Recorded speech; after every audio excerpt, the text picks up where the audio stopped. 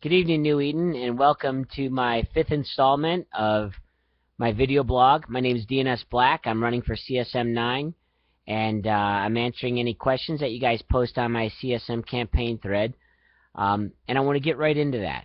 Question hit my CSM thread: force projection and the ability to move large organizations from, one end of New Eden to the other.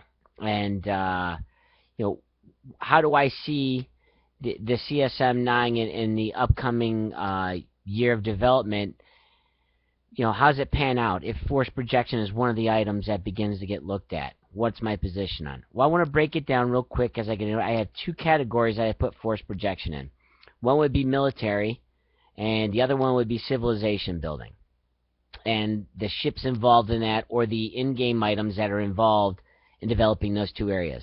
So in military, that I'm going to name them out, is Titans, Super Capitals, Capitals, and Black Ops. As far as civilization, you have Rorquals, Jump Freighters, and Jump Bridges.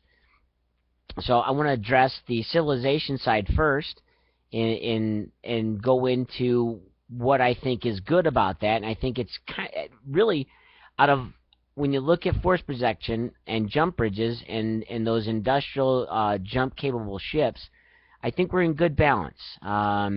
Jump freighters, expensive. Fly one around high-sec once, and it's the scariest you'll ever be. You're flying around almost an $8 billion ship, and it gets suicide ganked, you cry. So there's risk-reward there for its capabilities. Rorquals. I think Rorquals, I haven't quite dove into the latest changes in the Rorqual, but from what I've seen, I like it. Some of them, I know some people aren't going to like them, but Rorquals, as far as force projection goes, its ability to move ore and things like that, I think there's some things we have to look at in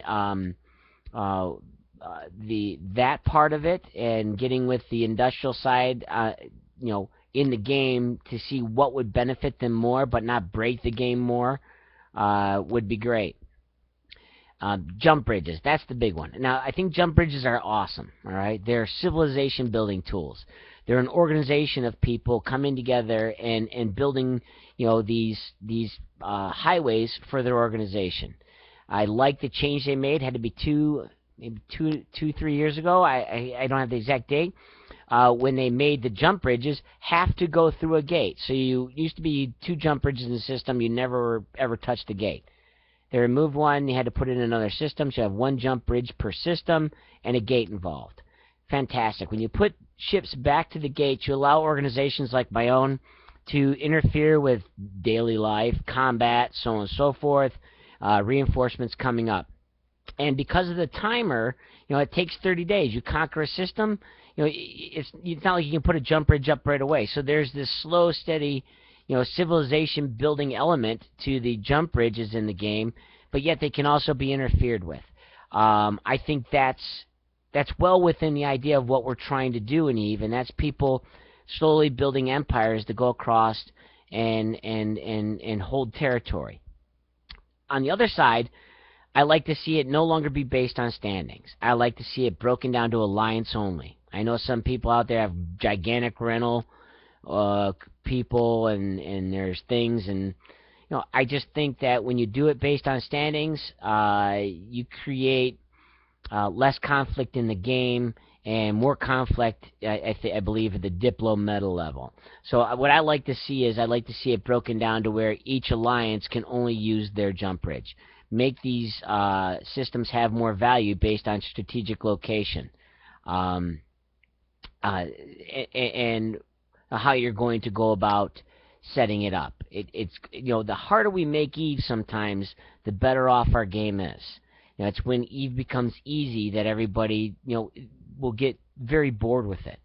So I like to see the jump bridges be alliance only, and see where our organizations end up. I think you'll see a unique change in the approach and what systems and who owns what.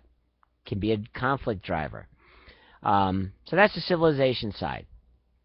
Force projections on the military side, which is the Titans, Titan bridging, capital jumping, and Black Ops jumping and Black Ops bridging.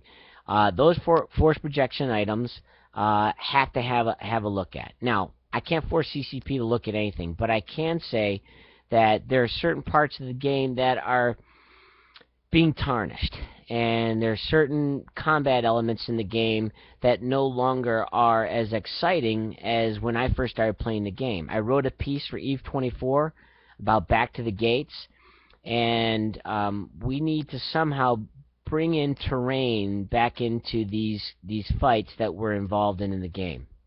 Now, I also recognize the hard work people have put in to get into Titans. I recognize the hard work people have put in to make capital combat something they want to be good at and thrive at. I'm all for that, and I think we do need to recognize that. That's that balance that has to be struck. But there are a lot of ideas that I have, but I want to begin my idea thinking on, first, I don't want to wreck somebody's play style. I was there when my Vagabond got nerfed during the speed nerfs, and I didn't want to play that much anymore. It really disheartened me, and I don't want to do that to any capital pilot, any super capital pilot out there. But I also want to continue with the empire building side, and I think that force projection of conventional ships through Titan bridging is taking away something from this game that we need to consider. And getting ships back to the gates, getting the fights off of the blob just showing up from point A to point B is something that has to be looked at. I don't get to decide that. CCP does. But I want to be that representative at the table that's going to not only represent the game and the strategic side of the game, but I also want to be that voice as a person who owns a Titan, who owns a mom, to say, but I enjoy that gameplay style. Where can we find a balance so that the game remains intact strategically, but the game that I enjoy playing when I'm in my ship isn't ruined? Those are hard questions. Those are hard decisions we have to make as EVE players, because as an EVE player, we always want the I win. We don't want our play style to be, nerfed or overbuffed or so on and so forth.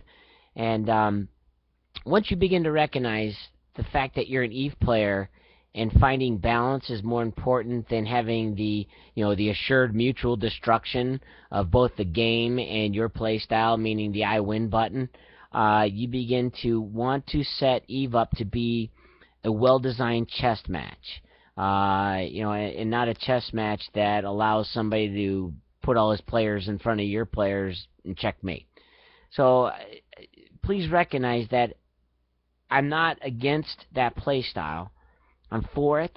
I think there's something we can do. I think I have the ideas I do have that I can share if you would like in another video blog, are just some that we sit around and brainstorm. But as a CSM 9 member, I want to strike a chord with the other CSM 9 members.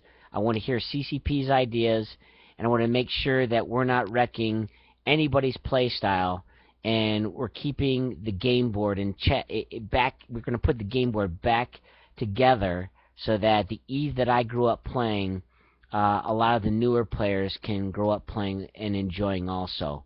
And that's something we definitely got to look at if we're going to make it another 10 more years. Because I can't even imagine where we're going to be at 10 years from now. So I've got some ideas, but we definitely have to look at force projection and come together as EVE players to find the right answer. So thanks for your time. I appreciate you watching. I'll definitely answer any more force projection questions.